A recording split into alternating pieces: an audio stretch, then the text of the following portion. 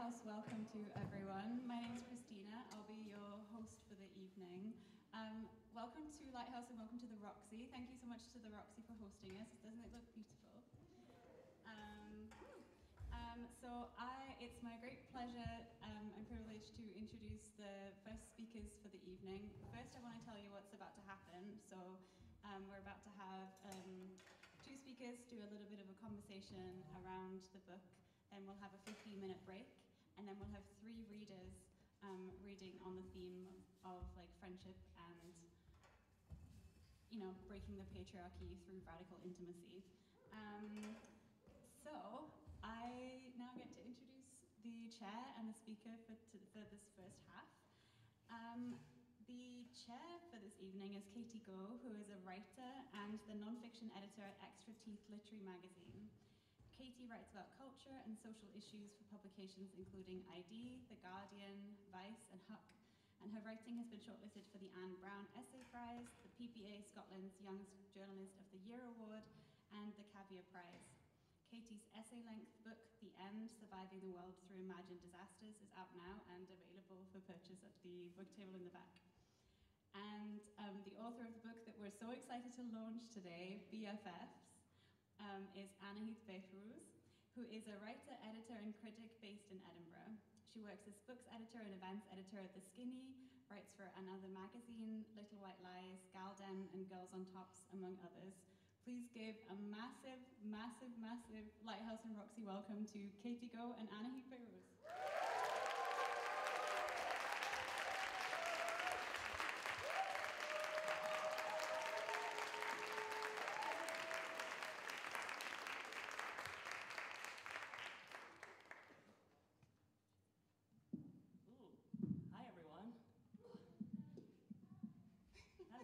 Can you hear the microphone okay? Great. Do you want to test your mic? Hi. Yeah? Okay. Thank you. Thank you all so much for coming. I am so excited to be here to celebrate author extraordinaire and my friend, Anahit. And this is going to be a great evening. We're going to chat. We're going to have other readers. It's going to be very sweet, very wholesome. It's going to be great. Do you want to start reading first? Yeah. Does that sound good? Yeah, I can do that. So I am going to do a reading from the beginning of chapter 3, which, if you know me, was the chapter I was writing in October when I had my little breakdown. So please appreciate this. So this is a chapter on personhood. So when I am in need of comfort or ease, or sheer brains-off tranquility, I turn to the television shows of my childhood and adolescence. This, the post-Cold War era marked by a flush neoliberal optimism, the post-9/11 era marked by an urge towards predictability and pleasure, was the heyday of the sitcom and procedural, where everything would unfold precisely as it was meant to. The same familiar faces, the same regular time slots, the same storylines skating neatly along, like a tram following its tracks. Week in, week out, House would diagnose a hopeless case 5 minutes before the episode ended. The friends from Friends would congregate at Central Park, and the ragtag team in Castle would investigate a new, sanitized murder. Everyone hung out in the same bars and workplaces, everyone dated each other, and no real world existed beyond the boundaries of the cast and the occasional guest appearance. It was a retreat from reality, a flirtation with alternative forms of relation, that became, in many ways, nothing more than a reproduction of the typical family unit and microcosm. A gentle, innocuous codependency that sustained our idea of community as a series of strict, constraining structures. Yet amidst all this, Christina Yang turned to her best friend Meredith Grey in Grey's Anatomy and explained that, when filling out the paperwork for her abortion, she had written Meredith's name on the form as her emergency contact. "That's why I told you I'm pregnant," Christina tells her. "You're my person." I don't know if anyone could have predicted the effect this line, spoken unsentimental and frank, would have. The way it would refrain and echo between the women through the long years of the show and bleed into our popular lexicon, inscribed on mugs and key rings, tenderly promised in wedding vows. And although I don't particularly like Grey's Anatomy, a show populated by some of the most insufferable people in television history. Sorry, Christina. And although the show was as guilty as any other of its time in reaffirming the conventional claustrophobia of the nuclear community, I remain fascinated by this phrase, by what it says about how we conceptualize friendship structures and the nature of intimacy within female selfhood. What does it mean to be someone's person? There is a practicality to it, as there was for Christina and Meredith, a sense that this is a primary safety net, a designated safe space in the world. But it also has a wilder, more expansive implication, a categorization that slips past the social into something almost ontological. To be someone's person suggests a tribal entanglement, a tender and elective citizenship within another's intimacies, a nationhood of friendship. It is both an affective declaration, a retelling of the word soulmate liberated from its romantic trappings, and a profoundly political affirmation, an acknowledgement of shared humanity.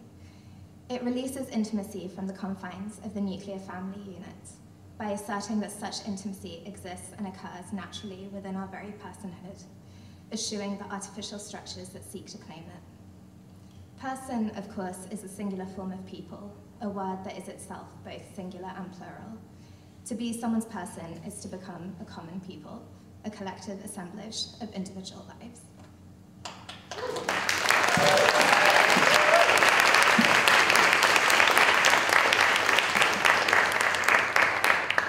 Hello. Hello. So good. Oh, thanks. So good. What a good book you wrote. I witnessed Anahit write much of this book at Thomas J. Wall's classroom. We lived that. Yeah, we worked there for a lot of it, and it was such a pleasure for me to have witnessed the breakdown stage and to see the final product. And you've written such a beautiful book, and you should be very proud of yourself. Okay. And all of these people are here because people want to hear about you, obviously, but also people want to know about this theme, friendship, and the radical potential of it, one might say. I guess maybe a good place to start is, where did this book come from in terms of the idea for it to become an actual book? But I'm also interested in, when did you start wanting to write and explore these ideas of friendship? Yeah, I think it came from, the practicalities of the book came from sort of conversations I was having with 404 Inc., and obviously knowing that you did this, I was like, wow, maybe it's possible. Maybe I could just do what Katie Go does. So kind of that was like the practical side of it. I think the topic of physical intimacy in kind of like a time of lockdown, at which point I think I hadn't like touched another person for like 5-6 months. And at the time I was like, oh my God, could you imagine? And then it would go on to be like 13 months, which is so bleak. And just thinking about, like the kind of language that we have for missing this stuff when it's like a romantic or a sexual thing, but not if it's like a friendship thing. And that was kind of the thing that I was missing. So I think it was like coming out of all of that stuff. There was also quite a lot of things I was reading. So like Olivia Lang's The Lonely City, which I know you also love, was like really, really formative to kind of how I started to think about like intimacy as a thing that you could kind of explore through art and culture. But I think what that book does really well, which I thought was fascinating, was, because it's a book about kind of like loneliness in urban environments and through art. And the way that Olivia Lang talks about intimacy, or like loneliness, is it's not an absence of intimacy, it is like a mode of intimacy. And I thought that was so interesting, like what would happen if we expanded out how we think of this stuff, so it's not just that kind of one-on-one heteronormative sexual thing, but it's something like much broader, and that felt like quite a political thing to do. So yeah, I think it came from that. Yeah, I think I think that like the idea of female friendship is often treated in quite like a trivial way, or not taken very seriously, and it's really nice to read a book that you're really serious about it, and you're really serious about the political ramifications of what friendship does for a person, and the structures that that we have to move through. And I was really struck with the section that's about coming of age, which I loved. And I really would love to hear you talk a little bit more about that. And I think it's interesting because you write that, you know, female friendship is this thing that is let sort of like to flourish when you're children, and then whenever women come out of childhood, there's not really, the structures of patriarchy don't allow friendship to be taken as seriously as maybe when in childhood. I was wondering if maybe you'd like to speak a little bit more to that, and also I would love to hear you talk a little bit about my brilliant friend as well. Oh my god, Elena Ferrante, the goat. Yeah, I think, like, you were asking about like where this kind of came from, the idea of it, and like intellectually it came from all of these places, but I think a lot of it came from this frustration that I kind of went through in my 20s, where friendships that you had that you were very close to were just like fading, or that you were kind of put in these situations with your friends. I've talked publicly about my animosity towards weddings, which I think are really nice, and if you've invited me to a wedding, I have like the fucking best time. But there was like a feeling that I often had, which was that people were graduating into a different form of relation that you were like kept out of. And I found it like bananas, because it felt like such a dated idea. Like I felt like I was in a Jane Austen novel. Like it just felt wild to me. And so I think a lot of this came out of that frustration. And kind of when I sat and I thought about it, it was like, well, why has that kind of, what is that trajectory? And it really is that kind of age thing, that your 20s, which is still kind of the age that you start to enter into like monogamous heteronormative relationships, or at least like monogamous relationships. That is kind of the age that happens, and so these other kind of modes of relation fade away.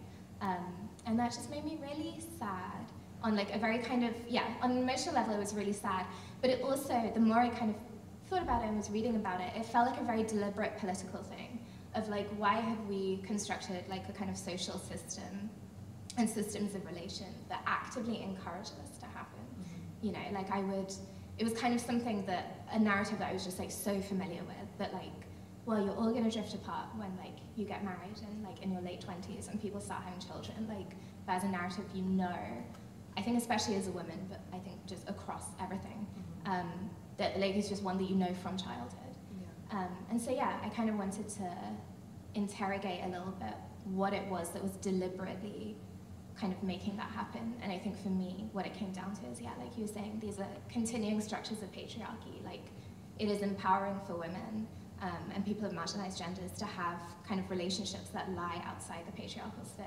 And the patriarchal sphere is still marriage and the nuclear family, because these are the systems that are propping up a kind of structuring of society that goes beyond the state, like helping you. Like it kind of privatizes care, essentially, in the family and in the couple. And so that's kind of why friendship started to feel like it was potentially like a radical thing, because you were like pushing back against that, I guess. Yeah, and I think that I really love in the book that you decide you're like, you can't compare your friendships to family. And I think that that's something that I also like fall into a trap of, where I'm like, oh, she's like my sister, we're like so close. And it's, I really love that you gave space in the book to interrogate friendship as its own thing, its own intimacies outside of the nuclear family or even like biological family. And like talking about like my brilliant friend, which is a great example of the sort of like the stickiness of friendship as well, and how that is so much its own thing. And I love that you really also address like envy and like jealousy in friendships, which I think is like, it's not a really like nice thing to think about with your friends, but it's such a universal feeling that we all go through. And it's like, you're my best friend, but also sometimes I hate you, and also sometimes you make me feel like shit, but also I love you. And I think that that's a really, like, I really love that you were so transparent about that. And I guess, you know, how did you sort of come to that? And was it sort of through the art and the films and the books you were writing about that you wanted to explore these ideas of envy, or was it sort of, you know, your own feelings? I think it was kind of feelings that I had felt for a while, or just like throughout my life actually. I think it was, to me, that was a really inextricable part of friendship. And I didn't like that about myself, and I didn't really like that about really how any of us were like taught to interact with each other. But again, I feel so often when we talk about like like female jealousy, or like, you know, the idea of the frenemy. Like, especially I think when we were growing up, the frenemy was like that kind of gossip girl discourse, right? Of like, oh, they hate each other, but they also love each other, keep fucking the same guys, they just can't stop. Like, that was kind of how it was talked about. And that wasn't my experience at all. Like, it was more, why are you kind of not allowed to be happy with each other? Why does everything feel like it is like a kind of zero-sum game, right? And so, yeah, Elena, Ferrante, the kind of Neapolitan Quartet, my brilliant friend, all of those, I think are, like, everyone I've talked to is just like, they're the best books in the world. Like, just in this kind of really universal, and it's not even like an emotional kind of, but like, people just talk about it as objective fact. And I think a lot of that was that she gave a lot of space to this idea of like envy and competition, and just like a kind of breakdown of intimacy, that these two girls from childhood were not allowed to be together and love each other in the way that they kind of clearly wanted to, and they had an impulse towards, because from the age of like 5, 6, one of them can go to school and the other one can't. And the other one gets married at 16, which is an insane thing. You know, like all of these various like mechanisms are in place. And I thought that was, yeah, I kind of talk a little bit in the book about kind of culturally how we think about female jealousy. And I think sometimes people want to resist it, because you kind of, I think when you're trying to like move towards like a better kind of political utopia, there is this tendency or this impulse to kind of think, well, it has to be perfect, or otherwise it won't seem like a valuable or valid alternative. And I think with female friendship, it was really important to me to talk about the bad stuff as well. And I actually think the book is, several people are like, oh, it like sounds so like happy, and I'm like, oh god, no. It really isn't. I think it's quite a depressing book, which is also like quite scary, right? Because I think that kind of shows a lot about how you think about stuff. But it felt to me that these were like very serious and very complicated ideas. And I wanted to, like you said, I wanted to think about it seriously. I didn't want to write like the rom-com of friendship, you know? Yeah, and I think that you would have been doing like a disservice to the idea of friendship if you were just like, isn't it great? We're all like, you know, best friends, and we're all gonna like cause a revolution because we all love each other. And it's like, yeah, sure, but also it's more complicated than that, like with everything. And I thought that there's a chapter about sort of like the friendship breakup, which devastating. But like, I think that that's really important, because we don't really have a language for what happens when you break up with a friend. And I think that like, you can talk about it in terms of like, almost like a romantic breakup, if something kind of like big happens where you have a huge argument. But I know that like for me personally, I've had so many friendships where it's just sort of faded. Yeah. And I think that those ones are like the most upsetting, because you can't even articulate how painful it is, because there's like the language isn't there for it. Yeah.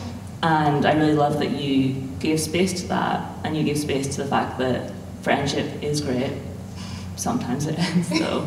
Was that like difficult for you to write, or how was that chapter to actually explore?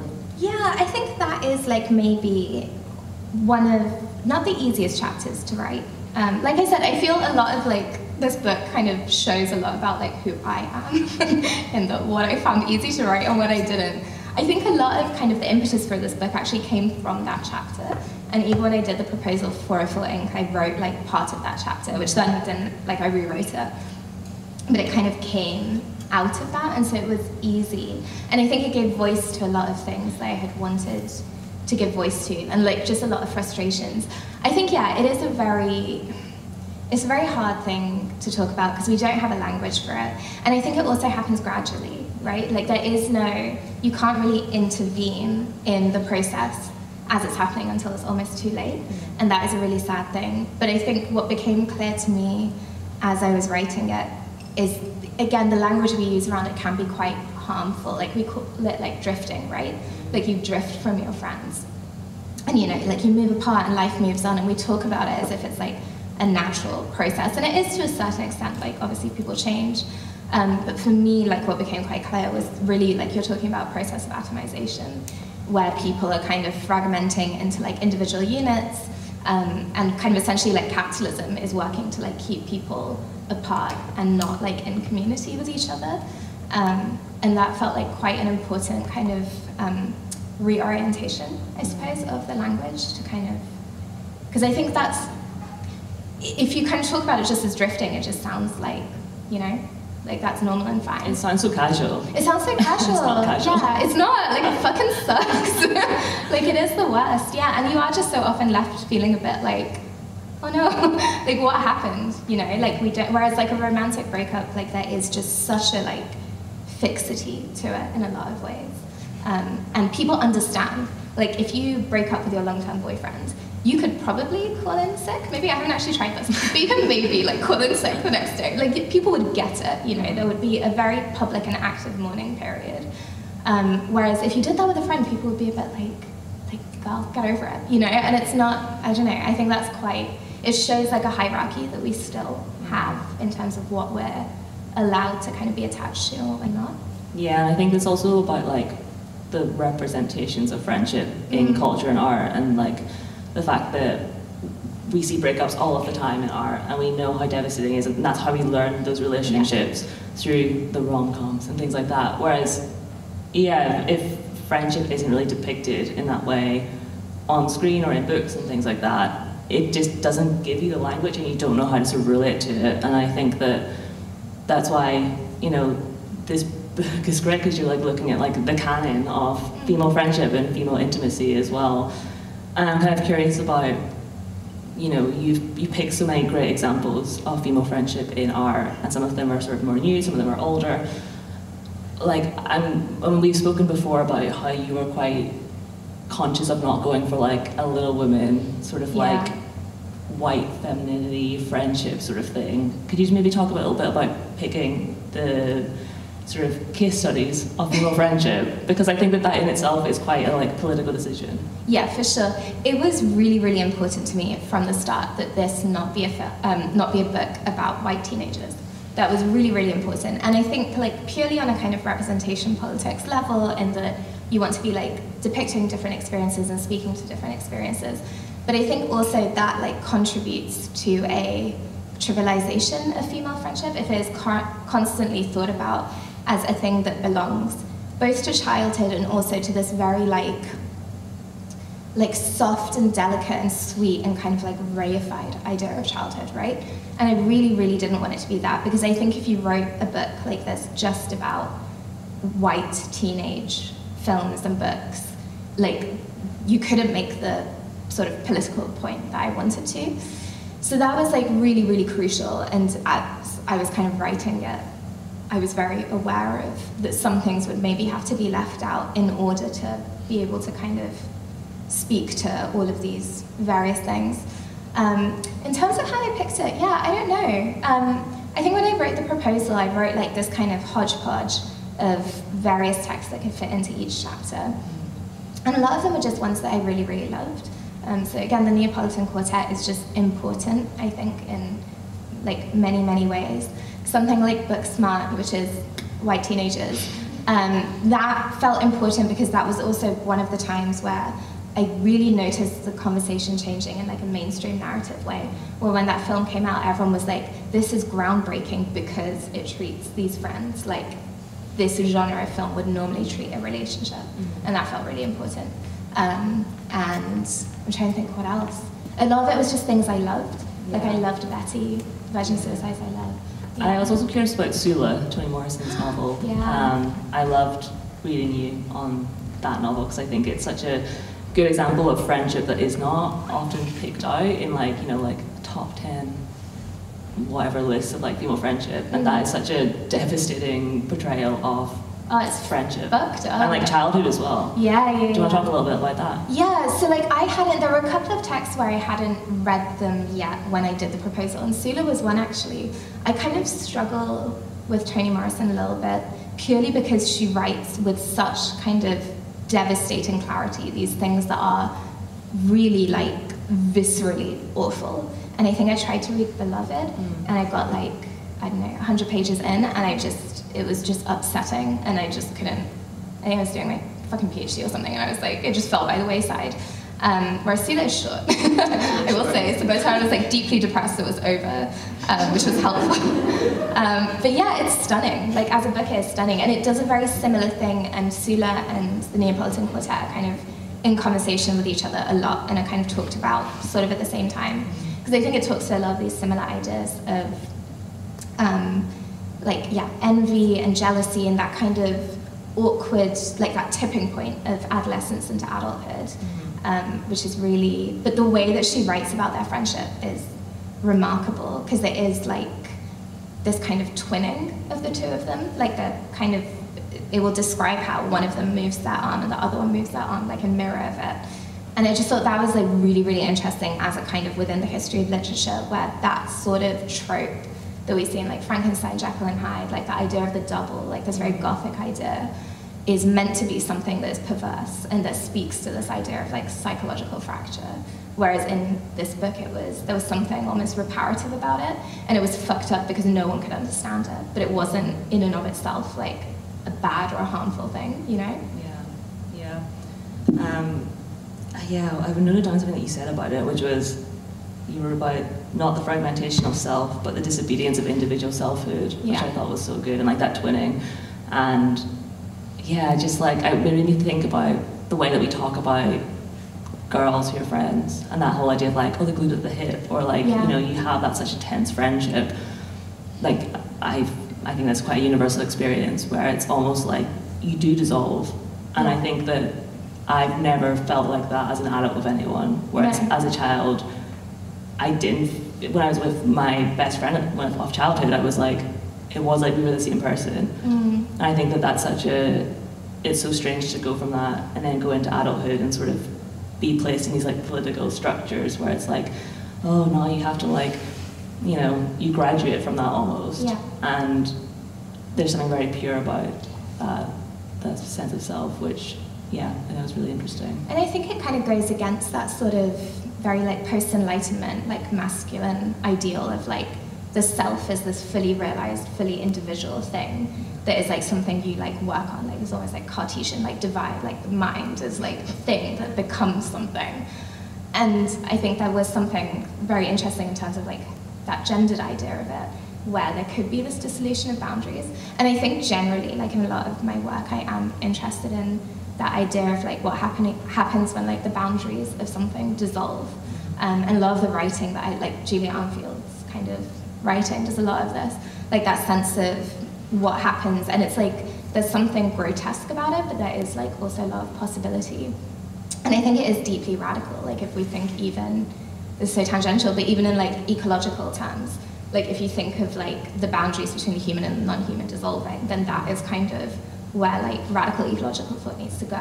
And so I think that is just something about not constantly being like, you as like an individual human person are the center of the universe. That is maybe good, and we should do more of. Yeah, I agree, and I think that it's like, that sense of you're not just an individual person, but you are connected with people, and that we form networks is really powerful, and I think it is, like you say, very political, and has a lot of radical potential as well. And I know that we're like coming to the end of our conversation part. Is our chat done? Our chat's nearly done. We can never talk again.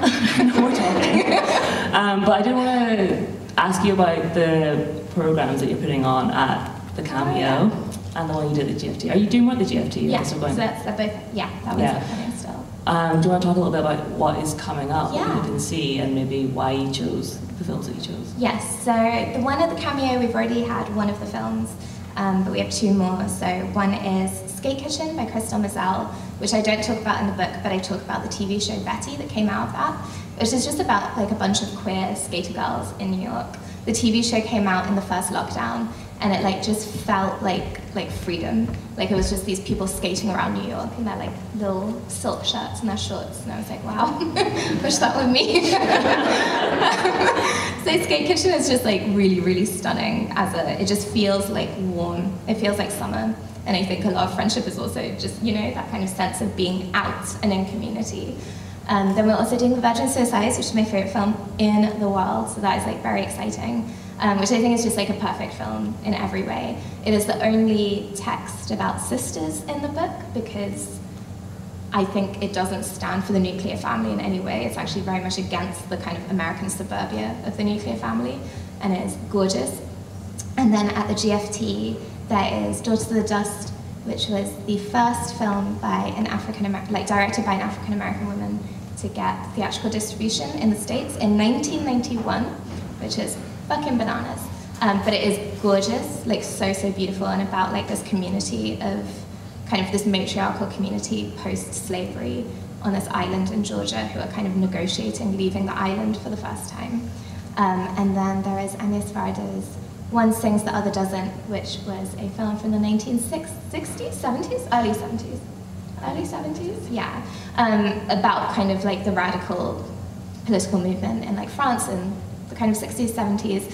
And it's very kind of famous for being a kind of depiction of abortion on screen, which also, there's like a bit in the book about sort of like female narratives and female solidarity within like abortion cinema, and how that is like, again, like a deeply political thing.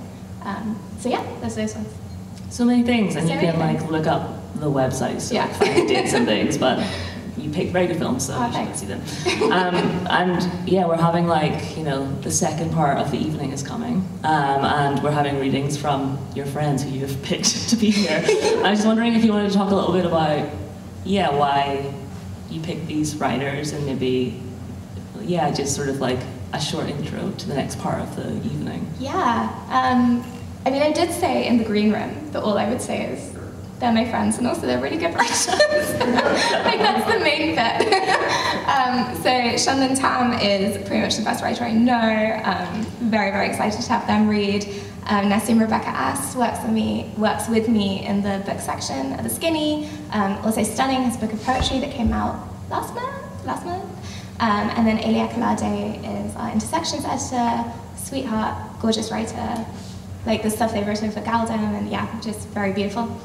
So yeah, it was just like very hyped. Like it was really cute, just like emailing Lighthouse and being like, here are other people that I think are cool. Yeah, it's great. We've assembled like the Avengers, writing about female intimacy. It's incredible. We are gonna take a 15-minute break, and then we're gonna have readings from Anahit's friends, and then we're going to come back on stage. We're going to do like a short Q&A sort of thing, and then Anahit will sign books at the end. So you can like go back to the bar, just come back in 15 minutes, but please just join me in thanking Anahit for a wonderful book and chat.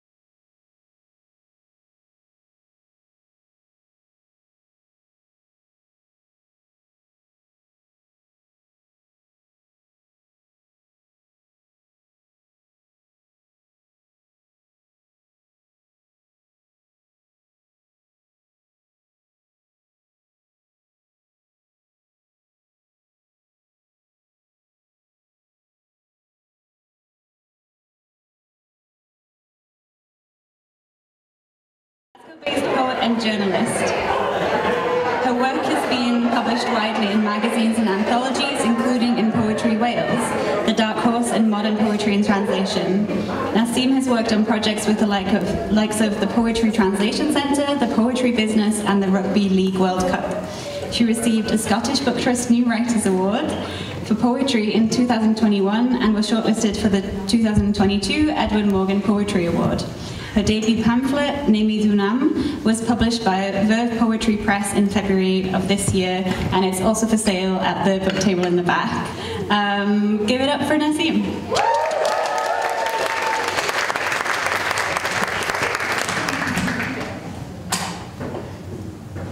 Hello. So I'm a poet, so you're going to get 4 poems from me as opposed to like prose, because I don't do that. Maybe I should, maybe I will, but not right now. And now's not the night to start. So this first poem I'm going to do, I used to just do it without explaining, but I feel like I did it without explaining to a room full of Americans recently and it didn't go down well. So it's about the game Kiss Chase. Yeah, I'm getting some nods, some like empty faces. One very firm head shake. So if you've not played Kiss Chase, it's like Tiggy, but when you catch somebody, you've got to winch them. And you're allowed to play it in primary school, like ethically. After that, it gets a bit dodgy. Not that I know from experience. But this is a poem about playing it in primary school when it was still okay. And it is called We Are 9 and Playing Princesses. We are 9 and playing princesses. Arms spiraling like sycamore seeds, we careen. From one end of the big yard to the next. Grey pleats pan from our empty hips like ball gowns, and the plaits trailing our pigtailed heads are budding wings. If we lay down in our shadows, we'd be dwarfed. You decree. So we spin and spin and spin and spin until grass is sky and clouds are daisies, and then we tumble, breathless, flushed, knees grazed, limbs skidding on tarmac, laughing. On bruised elbows, I cross my legs and look at you. And when the war cry breaks out, our classmates scatter like dandelion seeds. I make a wish. Then we are up and running over the field, down the hill, away from the power of the boys nipping at our small heels.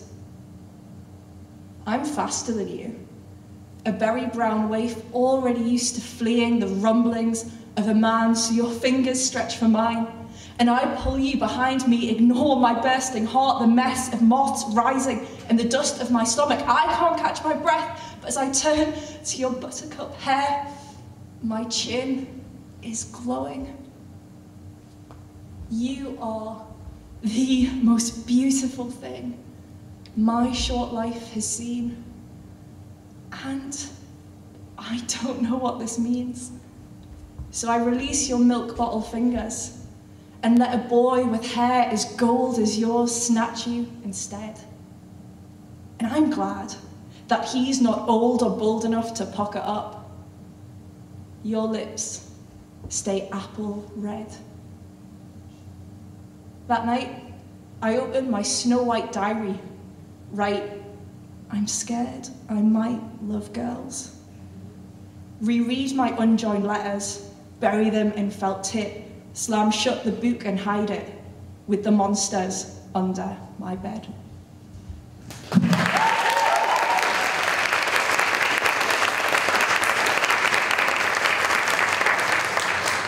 I thought that was fitting because that's very indicative of like history says they were best friends. History and my mother and all the teachers. So I'm going to do a couple more for you, which are like a bit shorter, and I need to read them because I don't have them memorized, so you don't have to be impressed anymore. And this first one is about childhood as well, and it is called Den-Dwelling Cubs. Before sunset, my sister and I foraged for tools. On tiptoes, she gathered supplies like bundles of wood, toys, lamps, pillows, all spilling from the shoots of her arms. I struck gold in the warm hollow of the airing cupboard and brought her our mother's favourite cotton sheet. Our hands worked quickly to reassemble our bedroom, rebuilding our cavern under the desk, silence nestled between us. Cushions strewn like leaves in a forest were our thrones. The smell of persil dripped like rain over our grass-stained knees. We drowned out the thunder of our father with the crinkle rustle of cheese and onion crisps. Roosted under a canopy of fairy lights, warmed by the glow of Nintendo DS, I read books to her in whispers. We curled together in sleep, our arms small enough to hold each other's dreams. And then the next one I'm going to do is another family one. Like, I tend to write a lot about the women in my family because I'm like the middle daughter of a middle daughter of a middle daughter. I just find that really interesting. And I'm actually lucky enough to like be pals with my mom as an adult, which is really nice. She doesn't like how much I swear or how much I drink, but apart from that, we're really sound. And she's like in the northeast of England, and during the pandemic, when I couldn't get home, that was like the longest I'd ever gone in my life without seeing her. And I found myself writing about her quite a lot, and this is one of the poems I wrote about my mum. I should be stepping off a train at Central Station. Instead, I sip chai in my flat. My fingers hold each other around the glass. A travel mug watches from the kitchen counter, comforted by a blanket of dust. Sundrops reach in and pat my thigh. Clouds meander. I squint at the cumulus, and in their shapes I see the trowel I know is cradled in my mother's hands, the silver tool submerging and emerging in and from the earth. Last summer, standing under a mackerel sky, we spotted dolphins dancing along the northeast coast. I think of the thrill of finding them amongst the grey. How quickly she snapped her binoculars to look. Today, she kneels in the grass, her hands browned, mud speckling her fingers, inspecting row upon row of new beginnings. Tomatoes, raspberries, mint. Constellations of freckles blossom on her shoulders. I ask the sky to give her shade and hope that, 150 miles southeast, clouds will spread their wings to shield her as she transplants her first spring shoots from rusted pot to soil. She makes a mental note to tell me, next time she calls of this, the new life born from her hands. I sense her success, settle back into black cracked leather, and drink the tea she taught me to make the last time we spoke.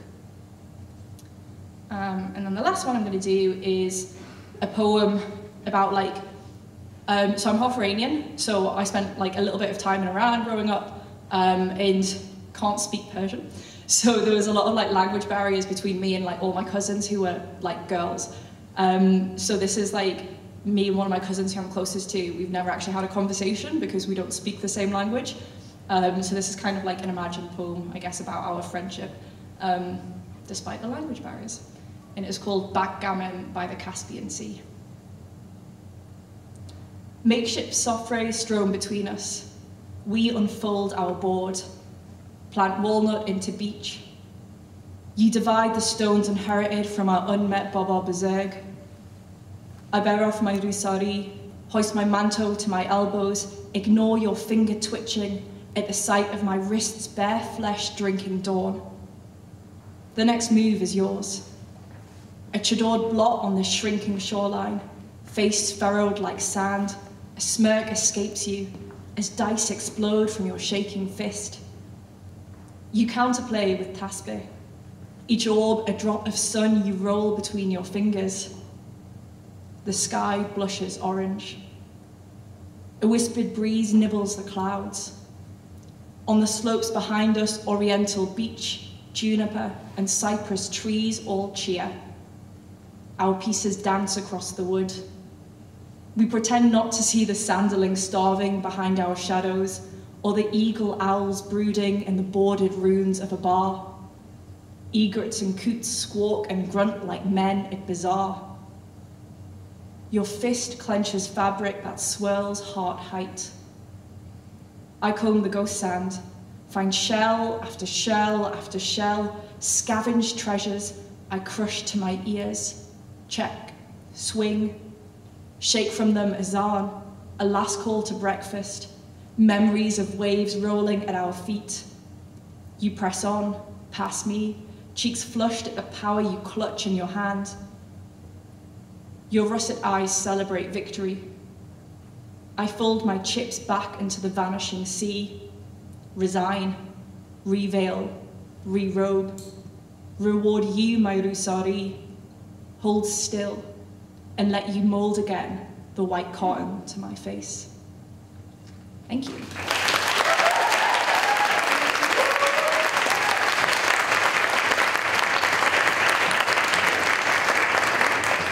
Thank you so much. Next we've got Shanlin Tam, who is a writer and film programmer based in Edinburgh. They program for a Take One Action Film Festival and have written for places like The Skinny, ID, Little White Lies, W Magazine, and Galdem. Put your hands together for Shanlin.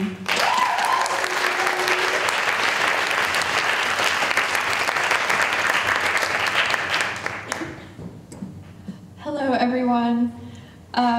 First of all, I want to say I'm really honored to be here. I feel like this is kind of the best man speech at the wedding. Even though Anahit has said that she's very anti-wedding, I still want to say that that's how I feel. But yes, I'm really honored to be here, and I actually, looking back at the things I've written, have realized that I don't write too much about friendship, which is my bad. But I took this opportunity because her book has really inspired me to kind of share some reflections, and these might seem more of like a messy collection of thoughts than anything, but it was really an honest response to the book, so I hope it works. Thank you. Like the best and most important writing, BFFs presents us with new vocabularies, making visible and tangible through language what Lauren Berlant calls intimacies without canon. Anahit begins by talking about the Book of the City of Ladies by Christine de Pizan, a work of feminist utopia, imagining brick by brick, pavement by pavement, a way to build the world anew. It's a very fitting opening because within the pages of her book, Anahit invites us into a practice of world building too. In consolidating its own canon of intimacies between women, friends, and sisters, spanning literature and film and television, Anahit's book has prompted me to think about my own canons and the role that storytelling has played in shaping my friendships and understanding them. So I find myself revisiting one of the most important pieces of media in my life. Strangely, perhaps, I am talking about the sports manga / anime Haikyuu. Yay! I didn't know how that was going to go down. Written by Haruichi Furudate. Haikyuu, which means volleyball in Japanese, follows an expanding cast of high school boys as they journey through the world of competitive national volleyball. It is about friendship and growing up, the soaring emotional highs and lows of throwing yourself and all the stubborn grit of your youth at a singular passion, and how the bonds you forge with others, doing something like that together, are inimitable. Haikyuu has been the great love of my life, storytelling-wise, since I was 13. Its influence on my life is hard to understate. I love these characters as fiercely now as I did then, but now I find myself drifting towards some bittersweet, though mostly sweet, thoughts about my relationship to these fictional volleyball teams. Perhaps all of us in this room can remember that one piece of media, that one story, that was you and your best friend's thing. Like it was your thing. It was you and your friend's job to be utterly obsessed with it. To pull each other aside in class and whisper about it. To create, if you grew up on Tumblr like me, countless side blogs and hashtags and effusive displays of obsession. Like every facet of your life, be it physical or virtual or interpersonal, is a bedroom wall to be lovingly decorated with posters. As a teenager growing up in Taiwan, haiku was that piece of media for me, and it was the fiercely loved basis of some of the closest friendships of my life. My friends and I would arrive at school, lock eyes across the corridor, and begin gushing with excitement or heartbreak about the latest chapter that we'd illegally downloaded and read on our phones on the bus to school that morning. We poured our hearts and souls into loving this story, and that level of heightened collective emotional investment, perhaps now colloquially known as fandom, was inseparable from my growing up. The friendships it fostered, unparalleled in their intensity, intimacy, and closeness, like the friendships between these fictional characters we loved so much. But something I come back to now is the fact that, despite being the basis for some of the most incredibly close friendships in my life, haiku is a story about boys. And alongside it, all the other stories my friends and I tended to love, other sports animes about baseball, swimming, cycling, you name it, they've got a lot of sports animes, were also about boys. What my friends and I found so compelling between their pages were their epic, slow burn dramas of teamwork and character growth, the idea of friendship as fuel for a collective fire, exhaustion-drenched battles for victory and redemption. Two boys, ecstatic tears in their eyes, gripping each other's hands and screaming with joy after winning a match that would take them to the national championships. I wonder if stories like this exist with women at their core. I wonder why I can't name any, or why I feel unsure about their existence, let alone their popularity. Do some things fit easily in the canon of male friendship, but not within our stories about women? I pivot wildly to another example, which is Jackass.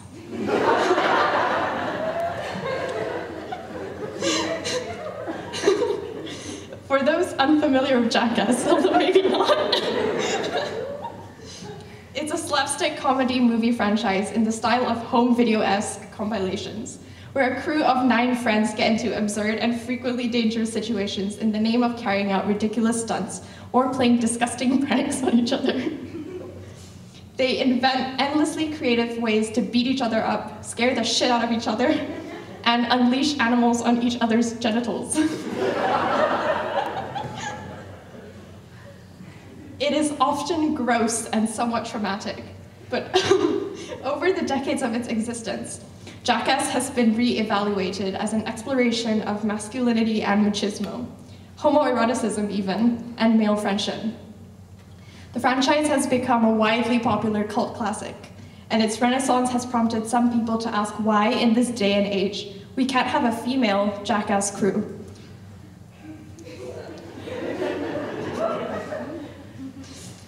So, writer Rain Fisher-Kwan responded to this question with an answer that I can't quite stop thinking about, which is the reason we could never have a female Jackass crew is that, okay, wait, I need to not laugh while saying this part.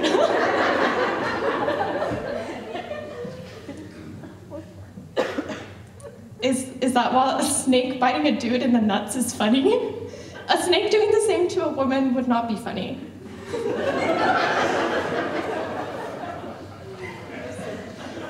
No, but this is serious. You know, like physical humiliation can be funny among a bunch of guys, but you know, it's not the same if it were to happen to women. Fisher-Kwan says, with frustration actually, that it makes her sad to stop and think about the many ways women just can't be funny the same way that men can. That there can be a certain thoughtlessness and innocence afforded to whatever men do, but that women cannot navigate space as freely, as carelessly. Always already object in this world. Along the same spectrum, though somewhere less extreme, probably lies the reason why I can't think of any sports animes about girls' volleyball teams. So I've not really got any clever way to tie those things together.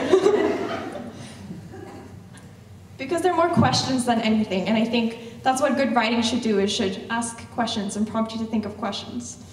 But what I do hope for is that we can become always more awake to the invisibilized machinations of gender in all aspects of our lives, and how friendship, as Anahit beautifully illuminates in her book, can be a transformative but also thorny but also radical space for building sanctuary in this world.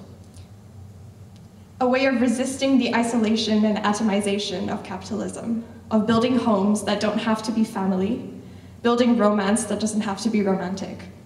Outside the cis and gendered and class reproductions of the nuclear family and its mythic enshrinement in our institutions, there have always been liberatory spaces for us to be fully human in each other's presence. What BFFs does is give us the world-expanding vocabulary to see how intimacy has never been an exclusionary concept, irrevocably tied to romantic love and desire. But it also invites us to question where we can excavate and reinterpret those spaces sealed off to us, either deemed the remit of romantic intimacy or reserved for men and their bonds. I want to end by reading one of my favorite poems. Don't worry, I didn't write it. Titled What I Didn't Know Before by Ada Limon. It is an immensely romantic poem. I don't know who Limon wrote it about, but it doesn't matter. That's not what poetry is for. Poetry is for illuminating your own life, a mediated way of seeing and feeling something closer to you. And that's what Anahit's book in many ways has done for me. So this poem is dedicated to my friends, and it actually does remind me of my first meeting Anahit for the first time. A lot of you might not know, but we were Twitter friends. So this is kind of what our meeting felt like to me as well. What I didn't know before was how horses simply give birth to other horses. Not a baby by any means, not a creature of liminal spaces, but already a four-legged beast hell-bent on walking, scrambling after the mother. A horse gives way to another horse, and suddenly there are two horses, just like that. That's how I loved you.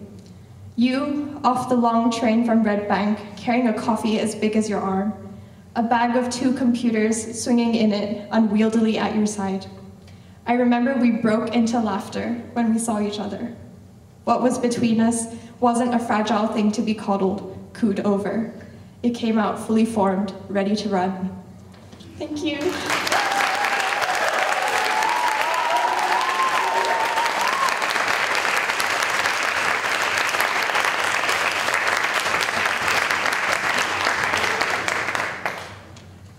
Thank you. And our final reader for tonight is Ailey Akulade, who is a writer based in Glasgow. She is intersections editor at The Skinny, and her writing can be found in publications such as Galdem and Dazed. She currently also works within literature programming and development. Please welcome Ailey.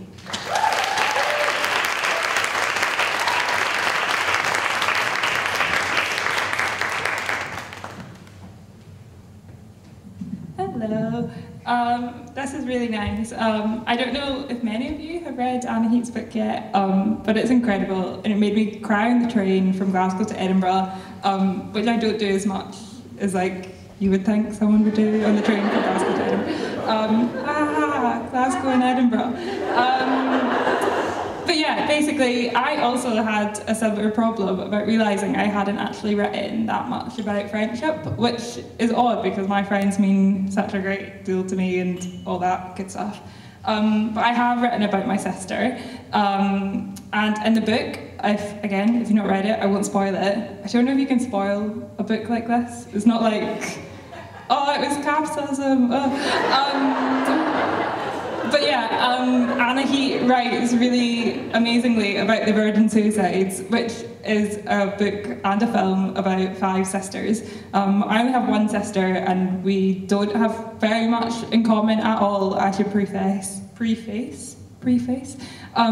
the sisters in the Virgin Suicides. Like, that is not. I don't want to form any links here. Like, we're doing fine. But yeah, she is my big sister, and she's 2 years older than me, and she is quite different to me. She's very lovely and very cool and very pretty and very talented, and we're very close, and we quite often get mistaken for twins and stuff and blah blah blah. Now I'm just rambling because I realised my thing wasn't long enough.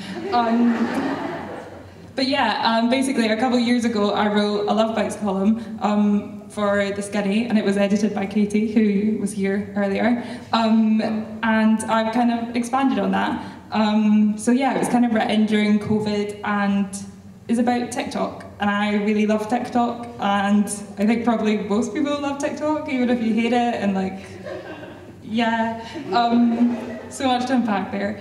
But yeah, I think I'll just read it, and yeah, very much lowering the tone here. It's not, there's no big comments on capitalism or like sense of self, so like don't, yeah. I learned to spell my sister's name before my own. She'd sing each letter, swinging her hips to the rhythm, dancing around the living room. I'd copy every letter and every step, barely realising it was hers and not my own. 17 years or so later, during the first lockdown, she wanted to do it all again. Lips syncing, arms folding, heads rolling to a 15-second audio. But TikTok dances are hard, and I have little coordination, so we gave up early on in those slow, heavy weeks, much to her disappointment. But still, my sister clung to the app. I'd hear its erratic tones softened by the wall between us. The sound became a constant and a comfort. It started out as a joke. She'd reach over from her corner of the couch, shoving something relatable in my face. But slowly, each TikTok became more specific. We found ourselves laughing over dishwashers, absent fathers, and 2007 EastEnders. All things we had come to know together. As life began to unfold itself once more, TikTok became a lens to understand each other. Sometime that autumn, I sat crying at our mum's kitchen table over a girl. You know, there's a TikTok for this, she said, tilting her phone to me. She rearranged my misery into a different form, a different genre, one that was easier to hold. Now, a couple of years since we both first downloaded the app, is how we often talk. We're busy and we no longer live in the same city, and these few second-hand seconds say more than empty politeness. There is never any context offered, and there never has to be.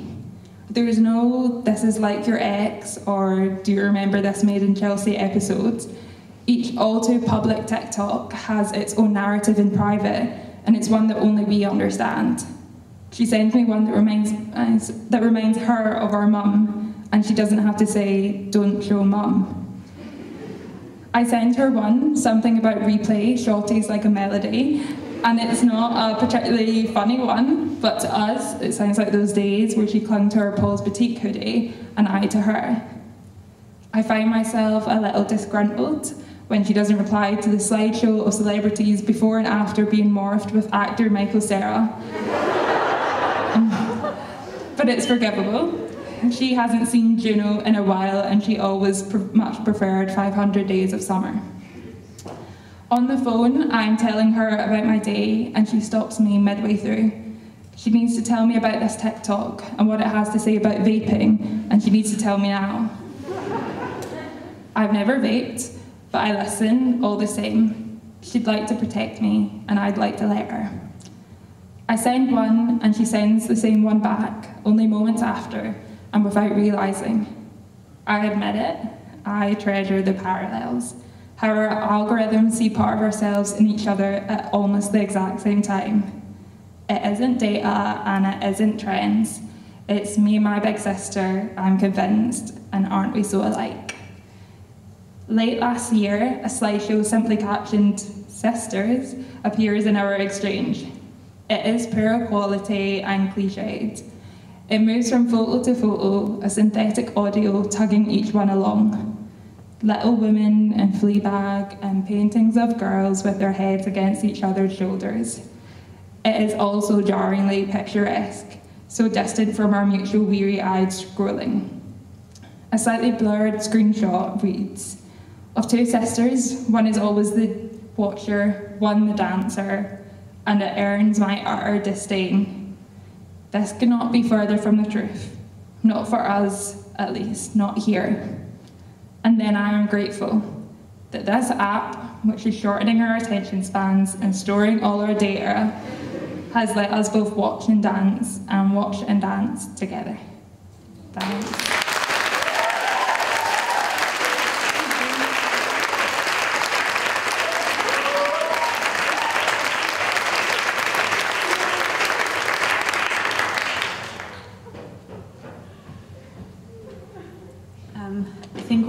another round of applause for all three of our readers, and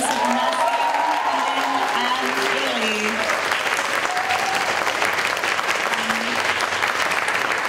And now we've got 10 minutes for some Q&A. So if Katie and Anahit wouldn't mind coming back on the stage. We don't have a roving mic, so what I might get you to do if you want to ask a question is come up and, I guess, like, yeah, if you want to come on the stage, you can say it in the mic. Or you could come up here and then say it loudly, and then Katie will repeat it so that we can hear it on the live stream and everyone in the room can hear it. Okay. Cool. So yes, we've got 10 minutes for that, and then Anahit will sign her books. Okay. Thank you. Back on the royal seats. Oh my God, hi. That was amazing. That was so beautiful. I feel quite emotional. Anyway, if you have a question, please put your hand up, and you can come up to the stage and say it into the microphone. This stage thing is so funny. You should come up. Yes. Does anyone have any questions? Yes, Harry Harris, please. Sorry, I'm not going to remember. Okay. I was wondering if there are any texts that you felt bad about leaving out that you wanted to keep in?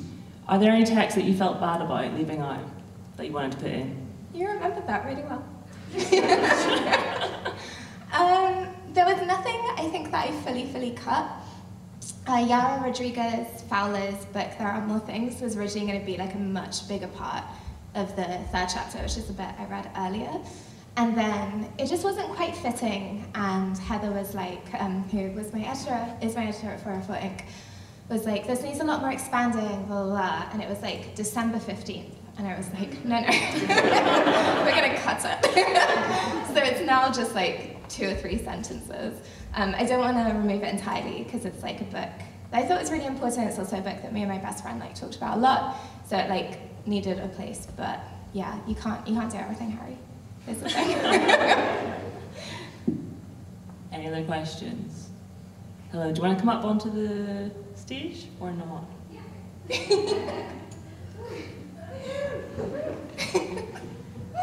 This is really intimidating. That was really great. Thanks so much. And the poetry and the all of that was really fun to listen to. You talked about like this evolution in friendship, like the difference between the childhood friendship and then when you come to be an adult, how that starts to become more distance, I suppose. And I was just trying to understand, like, what do you think is the nuance between childhood friendship in comparison to like female friendship? Because it seems like you might be equating those things, like childhood friendship and female friendship, as something to be treasured, and that's really great. But I was wondering, what is it about female friendship that you think is really special? Yeah, that's a really interesting question. I think in terms of kind of the collapse between like childhood friendship and friendship, that is kind of something that I talk about in that chapter, where like in common parlance, so often when we think of the female friendship, we are talking about the childhood friendship. And that was something that I kind of both want to address as like a kind of cultural state, as well as to kind of move beyond. I suppose for me, what is particular about the female friendship, and I think, yeah, the gender question generally is just like quite tricky, because there is that kind of, both things exist, in that gender is like nonsense, like it's something that we made up, right? But it is also something that is deeply real, that is like a lived experience. So it is both like construct and something that is like a reality and a fact. And that's quite a like difficult sort of thing to like tread around.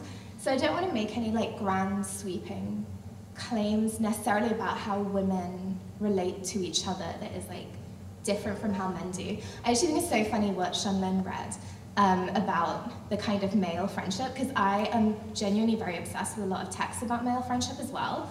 So I make everyone I know watch like Matthias and Maxime and Blind Spotting, because it's just like guys being pals but also being deranged. It's just like a great time.